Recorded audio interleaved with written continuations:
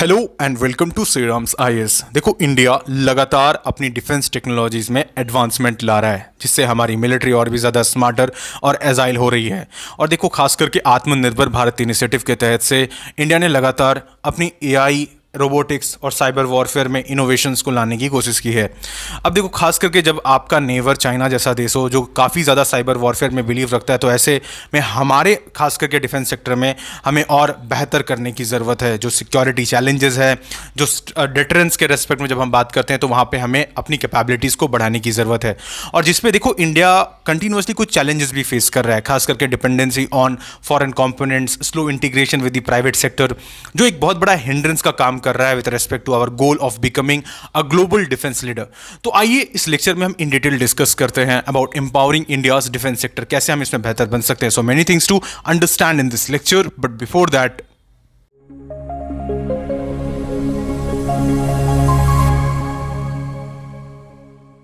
now, first of all, there is a question for you. IDEX, Innovation for Defense Excellence, is a scheme of which ministry? Option A, Ministry of Home Affairs.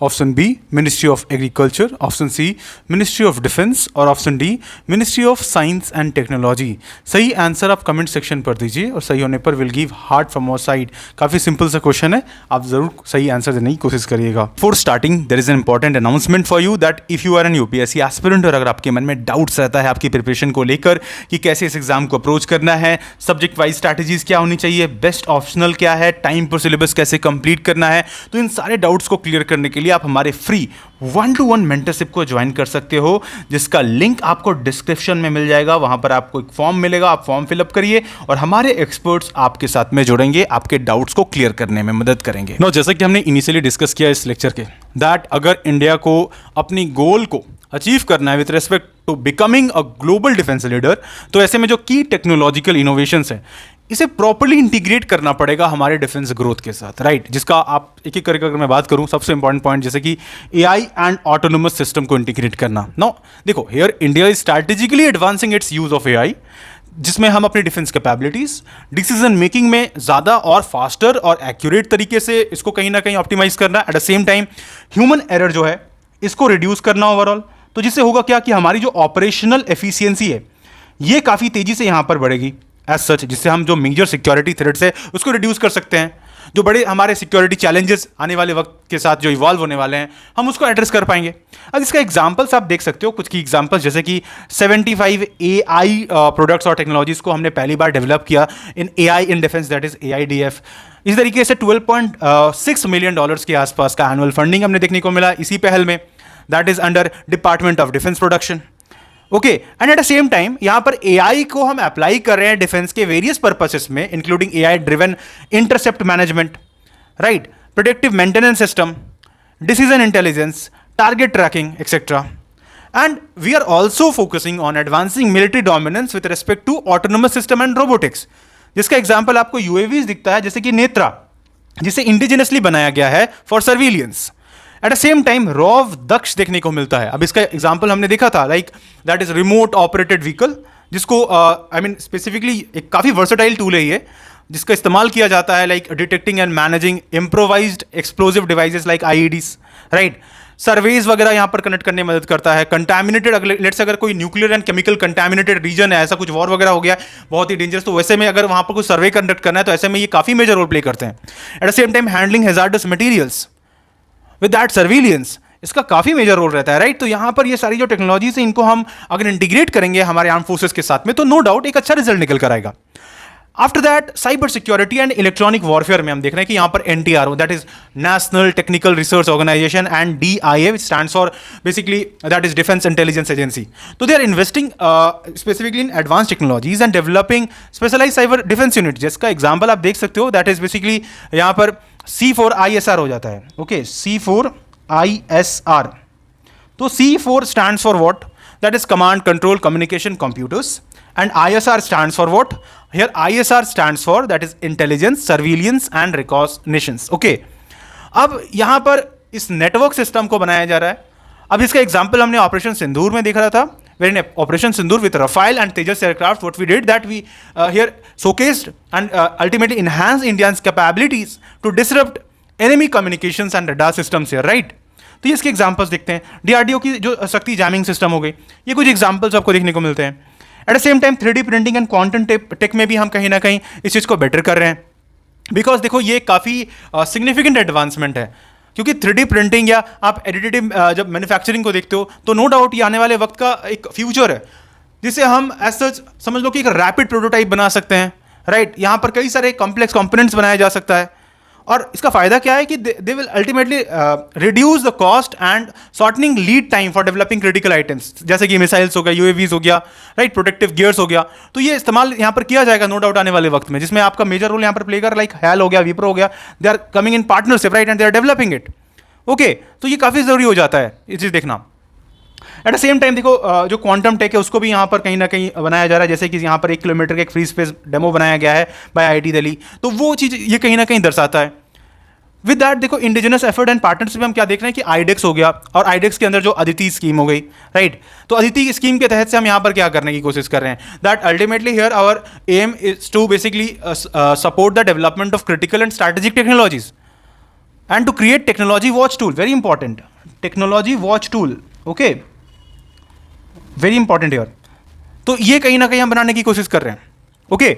And basically through ideas many companies are actually there जो आ रहे हैं, and overall यहाँ पर जो research and development है उसको foster करने की कोशिश कर रहे हैं, जिससे ओवरऑल इंडिया की जो टेक्नोलॉजिकल कैपेबिलिटीज है वो बढ़ रही है, right. And here at the same time we are strengthening defence with respect to quantum technology, हमने देखा already, right. And at the same time हम DICs बना रहे हैं। DICs क्या होता है? DIC stands for basically defence industrial corridor, जैसे उत्तर प्रदेश और तमिलनाडु में इसको बेसिकली यहाँ पर बनाया जा रहा है, जहाँ पे करीब ऐसा कहा जा रहा है कि 8,658 दैट इज 8,658 करोड़ इन्वेस्ट किया गया है, और जहाँ पर करीब 53,439 करोड़ का पोटेंशियल आपको देखने को मिलता है, राइट। हम इंडिजिनसली आत्मनिर्भरता भी लाने की कोशिश करें, जैसे INS विक्रांत इसका एग्जाम्पल है, 76% ये इंडिजिनस प्रोडक्ट है। ब्रह्मोस को हम कहीं ना कहीं यहाँ पर एक्सपोर्ट कर रहे हैं, राइट, जो ये दर्शा रहा है कि कैसे हमारी जो ग्लोबल डिप्लोमेसी है, स्ट्रैटेजिक डिफेंस पार्टनरशिप है, वो बढ़ रहा है यहाँ पर, राइट। तो जैसे इंडोनेशिया के साथ में हमने करीब 3800 करोड़ रुपए का डील किया है, राइट। तो ये कुछ एग्जांपल्स है कि कैसे हम जो की टेक्नोलॉजिकल इनोवेशंस उसको इंटीग्रेट कर रहे हैं अपने आर्म फोर्सेस के साथ में, जो नो डाउट आने वाले वक्त में एक अच्छा रिजल्ट हमें दिखाएगा। लेकिन एट द सेम टाइम यहाँ पर कुछ की चैलेंजेस भी होंगे, राइट, कुछ एज सच हर्डल्स भी हैं, उनको भी टैकल करना बहुत जरूरी है। एट द सेम टाइम देखो यहाँ पर जो चैलेंजेस है उसे समझना बहुत जरूरी है कि एक्चुअली क्या मेजर हर्डल्स बना हुआ है with respect to India's defence growth and self reliance. तो देखो first of all the struggle with achieving complete defence self reliance here. देखो despite advancement in as such indigenisation, the defense procurement cycle is still slow here, right? Our procurement cycle is very slow, and India here continues to face limitations in developing high-end tech developments. ये एक बहुत बड़ा दिक्कत है, उसका example आप देख सकते हो, बिकॉज एज ऑफ 2023 36% ऑफ Indian defence budget is here allocated for the import part, right? That means 36% of India's defense procurement budget is still allocated to imports, जहाँ पर आपको एक बड़ा गैप दिखेगा टेक्नोलॉजिकल कैपेबिलिटीज़ के रेस्पेक्ट में, राइट? तो हेयर आत्मनिर्भरता की जब हम बात करते हैं, आत्मनिर्भरता नो डाउट गवर्नमेंट का स्लोगन है, but still the jet engines, radars, missile seekers, stealth technologies are still source based. मतलब जहाँ पे आपका कहीं भी अभी भी हम अब्रॉड के ऊपर में फॉरेन प्लेयर्स के ऊपर में कहीं ना कहीं मेजरली डिपेंडेंट है। ये एक बहुत बड़ा दिक्कत है एज सच, राइट? तो ये आपको यहाँ पर एक बड़ा गैप देखने को मिलता है, एक बहुत बड़ा दिक्कत है। एट द सेम टाइम जब हम बात करते हैं with respect to developing capabilities limits countering advancement that is advanced threats like transitional cyber security strategy, like lack cohesive architecture here, offensive focus, inadequate investment. Okay तो ये भी अपने को देखने को मिलता है। मतलब यहाँ पर आप ऐसा समझ लो कि 2024 के रिपोर्ट के हिसाब से 92% of Indian organisations experience cyber security breaches in basically past years. तो वो एक यहाँ पर दिखा रहा है वल्नरेबिलिटी बहुत बड़ी है हमारी, स्किल गैप्स है, राइट? अभी भी यहाँ पर कहीं ना कहीं समझ लो कि there is a need of about 8 lakh experts as per DSCI, okay, that is Data Security Council of India. तो यहाँ पर आपको एक बहुत बड़ा गैप देखने को मिलता है, no doubt about that. At the same time आपको यहाँ पर जब बजट कंस्ट्रेंट्स देखने को मिलते हैं, ब्यूरोक्रेटिक हर्डल्स देखने को मिलता है, like delays in critical infrastructure due to prioritisation issues, less robust technological ecosystem compare to advanced sectors. इसके एग्जांपल आप देख सकते हो, अभी भी S-400 का जो हमारा प्रोक्योरमेंट है वो कंप्लीट नहीं हो पाया है। अब जाहिर सी बात है वहाँ पर कुछ जियोपॉलिटिकल टेंशंस, वॉर वगैरह चल रहा है, तो वो यहाँ पर डेफिनेटली है, बट अभी भी क्या हम उसे कंप्लीटली ले पाए, तो वो जो हमारा प्रोक्योरमेंट है वो बहुत ज़्यादा स्लो है, ठीक है? तो ये कहीं ना कहीं दिखाता है कि यहाँ पर कुछ मेजर प्रॉब्लम्स हैं। एट द सेम टाइम बहुत सारे आपको टेक्नोलॉजिकल लैग्स देखने को मिलेंगे, कैपेबिलिटीज़ गैप्स देखने को मिलता है। ओके तो lags in counter space systems, जैसे कि स्पेस बेस्ड लेजर्स हो गया, जैमिंग रेजिस्टेंट हो गया सैटेलाइट्स, एआई पावर्ड एसएसए हो गया। ओके ये कुछ एग्जांपल आपको देखने को मिलता है। Eight the same time like under that is funded R&D, that is, अब ये बहुत बड़ी बात है देखो, क्योंकि हमारा जो रिसर्च एंड डेवलपमेंट है उसके कंटेक्स्ट में जब हम देखते हैं तो हमारा जो फंडिंग है ना वो बहुत कम है, बहुत ज़्यादा कम। जब हम बाकी प्लेयर से कंपेयर करेंगे तो आप देख सकते हो इसरो का बजट ही कितना है, that is 1.6 billion dollars, compare to NASA का कितना $25 बिलियन है, राइट। और चाइना का तो देखो यहाँ पर करीब $18 बिलियन है। तो हम इस मामले में भी बहुत बहुत पीछे हैं, राइट। तो हमें नो डाउट अपने बजट्स को यहाँ पर इंक्रीज़ करने की ज़रूरत है। एट द सेम टाइम हमें प्राइवेट सेक्टर को यहाँ पर बढ़ावा देने की ज़रूरत है, क्योंकि जितना ज़्यादा हम प्राइवेट PPP मॉडल पर चलेंगे, पब्लिक प्राइवेट पार्टनरशिप मॉडल पर चलेंगे, हम डिफेंस कॉरिडोर जो बनाने की बात कर रहे हैं वहाँ पर प्राइवेट इन्वेस्टमेंट को अट्रैक्ट करेंगे, वो उतना ज़्यादा अच्छा होगा, right. And at the same time देखो हमारी जो अभी भी जो एक्सपोर्ट है वो काफ़ी लिमिटेड है, राइट। ग्लोबल कॉम्पिटिशन में अभी भी पीछे चल रहे हैं, हमें उसको और इन्हांस करने की ज़रूरत है।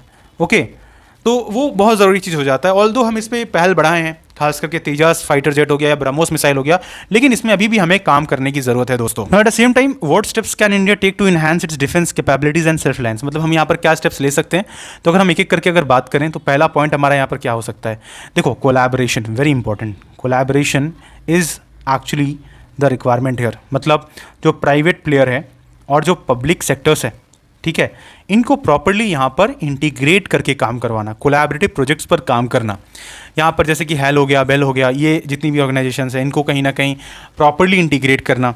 Okay eight the same time हमें यहाँ पर कुछ पॉलिसी रिफॉर्म्स भी ज़रूरत पड़ेंगी, जिससे होगा क्या कि हम एज सच इंसेंटिवाइज कर सकें, हम PLI स्कीम्स ला सकते हैं, राइट। वहाँ पर और कहीं ना कहीं बढ़ावा दे सकते हैं, इंसेंटिवाइजेशन बहुत ज़रूरी हो जाता है, right. Eight the same time हम यहाँ पर क्या कर सकते हैं, हमारी जो इंडिया की डिफेंस एक्सपोर्ट पोटेंशियल है, ग्लोबल क्रेडिबिलिटी है, उसको हम यहाँ पर बढ़ा सकते हैं। जाहिर सी बात है, जैसे ऑपरेशन सिंदूर के बाद में हमारी आकाश डिफेंस सिस्टम जो हो गए वो उसने कितना बड़ा मेजर रोल प्ले किया, राइट। तो वो कुछ ऐसे एग्जाम्पल्स है जहाँ पर हम अच्छा कर सकते हैं। इस तरीके से पिनाका हो गया, जहाँ पर ऑलरेडी यहाँ पर डील्स के ऊपर में बात चल रहा है, राइट। तो ये कुछ चीज़ें हैं जहाँ पर हम बेटर कर सकते हैं अभी भी, no doubt about that. And with that हमारे जो टेक्नोलॉजिकल गैप्स है उनको हम कहीं ना कहीं कवर करें। Okay eight the same time we need to focus on buy India over buy global, which is very important. इस पॉइंट को आप लिख सकते हैं अपने मेंस में, that we need to focus on buy Indian over buy global. Okay, तो ये जो हमारा as such नारा है इसको हम काफ़ी मजबूती से पकड़े, and here we need to prioritize this basically to strengthen the defense या domestic defense manufacturing, like program like defense production and export promotion policy, DPEP जैसे हो गया। इस तरीके से पॉजिटिव इंडिजनाइजेशन लिस्ट, इसके कुछ एग्जांपल्स हो गए हैं, राइट। तो जो लॉन्ग टर्म कॉन्ट्रैक्ट्स है, इंसेंटिव्स है, इनको बूस्ट करें ताकि लोकल प्रोडक्शन कैपेबिलिटीज़ बढ़ सके, कैपेसिटीज़ बन सके, ठीक है। तो ये कुछ इसके एग्जांपल्स यहाँ पर सामने आते हैं, जिससे हम अगर मिलकर ओवरऑल कॉम्प्रिहेंसिव तरीके से काम करें। एंड हाँ, एक काफ़ी इंपॉर्टेंट चीज़ है स्किल डेवलपमेंट। स्किल डेवलपमेंट की नीड है हमें, यहाँ पर एक बड़ा कहीं ना कहीं जॉब मार्केट भी खुलते हुए दिख सकता है। तो एज सच अगर हम बात करें तो इंडिया की जो डिफेंस सेक्टर है ये एक अभी ऐसे मोमेंट पर है जहाँ पर अगर हम बेटर तरीके से चीज़ों को इंटीग्रेट करें तो एक अच्छा डिज़ायर्ड रिजल्ट निकल कर आ सकता है, और हम नो डाउट एक ग्लोबल डिफेंस प्लेयर बन के उभर सकते हैं यहाँ पर। लेकिन इन सब चीज़ के लिए हमें इन सारे चैलेंजेस को टैकल करना पड़ेगा, गैप्स को फिल करना पड़ेगा, एंड यहाँ पर कुछ ऐसी पॉलिसीज़ या रिफॉर्म्स लाने पड़ेंगे जिनसे जो प्राइवेट प्लेयर्स है उनको भी अट्रैक्ट किया जा सके eight the same time. Okay तो हम ऑलरेडी अच्छा कर रहे हैं, लेकिन हमें और बेटर करना पड़ेगा ग्लोबल रेस में आने के लिए। By the way I hope you understood this lecture, आपको समझ में आया होगा। तो ये टॉपिक काफ़ी इंपॉर्टेंट हो जाता है एग्जाम के लिए, तो आई होप आपने इन सारे पॉइंट्स को नोट डाउन किया होगा, राइट। एंड अगर आप अभी तक श्रीराम सर इसके चैनल को सब्सक्राइब नहीं किए दोस्तों तो आप कर लीजिए इस तरह के और भी इन्फॉर्मेटिव वीडियोज़ के लिए। मिलते हैं अगले लेक्चर में। Thank you so much.